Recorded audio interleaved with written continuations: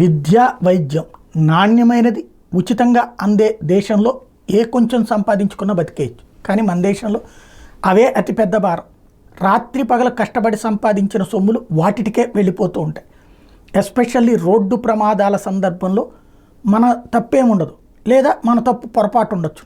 కానీ దాని సందర్భంగా జరిగే ప్రమాదంలో ఆస్తులు కోల్పోయేవాళ్ళు, ప్రాణాలు కోల్పోయేవాళ్ళు, అలాగే శరీర అవయవాలు కోల్పోయేవాళ్ళు, ఇలాంటి పరిస్థితులు ఎదురవుతుంటాయి. ఎస్పెషల్లీ హైవేల మీద జరిగే ప్రమాదాల్లో జీవితాలే తారుమారు అవ్వడానికి కారణమే ఏదేంటంటే అక్కడ యాక్సిడెంట్ అయ్యాక వాళ్ళని హాస్పిటల్కి తీసుకెళ్ళినప్పుడు ప్రాథమిక చికిత్స వరకు ఫ్రీ, కానీ మిగతా వాటికి భారీగా బిల్లులు అంటారు. అది కట్టలేక జీవితాలే నష్టపోయేటటువంటి పరిస్థితి ఉంటుంది. ఇప్పుడు ఆ బాధ్యతని కేంద్ర ప్రభుత్వం తీసుకునే ప్రయత్నం చేస్తుంది.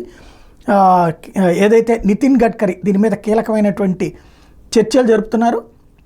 రోడ్డు యాక్సిడెంట్ విక్టిమ్స్, ఏదైతే హైవేల మీద జరిగేటటువంటి రోడ్డు యాక్సిడెంట్స్ ఉంటాయో అక్కడ ఉన్నటువంటి వాళ్ళకి, అక్కడ గాయపడ్డటువంటి వాళ్ళకి పూర్తి ఉచిత ట్రీట్మెంట్, క్యాష్లెస్ ట్రీట్మెంట్ అన్నటువంటి కాన్సెప్ట్కి శ్రీకారం చుడుతున్నామంటున్నారు. ఇదే జరిగితే కనుక దేశవ్యాప్తంగా లక్షలాది మంది ప్రాణాలు కాపాడిన వాళ్ళు అవుతారు. అదే సందర్భంలో వాళ్ళు జీవితం నాశనం కాకుండా చూసిన వాళ్ళు అవుతారు.